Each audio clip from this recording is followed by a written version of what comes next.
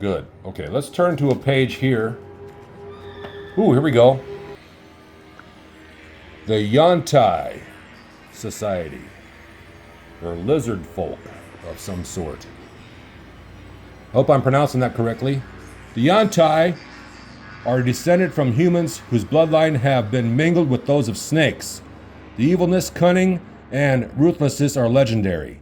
Yuan-ti consistently, once again I apologize if I'm mispronouncing that. Yuan-ti constantly scheme to advance their own dark agendas. They are calculating and suave enough to form, I think that's the way it's Suave, and suave enough to form alliances with other evil creatures when necessary, but will always put their own agendas first.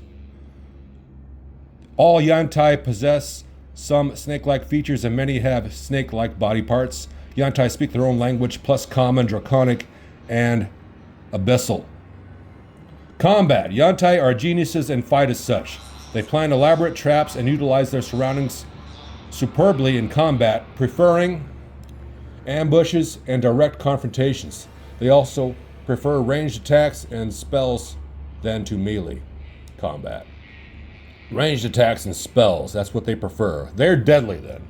If that's all they prefer, can you imagine just an army of them, of just archers? Or an army of casters, or a combination thereof? It's all ranged. Whoa! That's when it gets real powerful, when you get a ton of range together. Whew! I tell you, one time I was a dwarf in a party. I was a dwarf fighter, naturally, with 7 other party members. There was 8 of us, and they were all ranger archers except myself.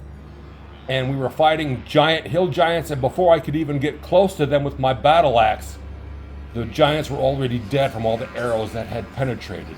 And as a dwarf, I'm hauling my ass as a dwarf barbarian, using my dwarf speed, and I still couldn't get there in time.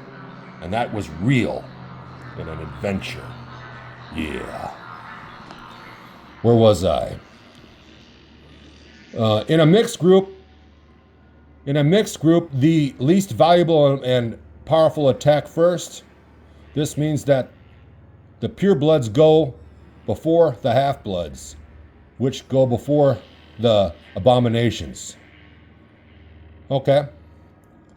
The group leader may order particular members forward before others if that makes for better strategy.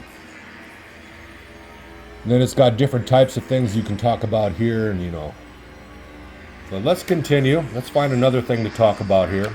This is the different references. I think this is the end of the illustrations. It's just mostly just talking about, I think this is like the appendix for this book. And let us, oh, here we go. A 2-headed ogre. Those are always fun to talk about. Maybe we'll talk about in another episode. But I wanted, one thing I forgot to do was talk about one of the most important things you should always do before you open and read a book is to read the very first beginning pages and just take a moment to let it sink in. This is a part of reading the book, which I was taught, is just to read and say, take a look at it. See, look. This book has many different references. It's got credits, written in very neat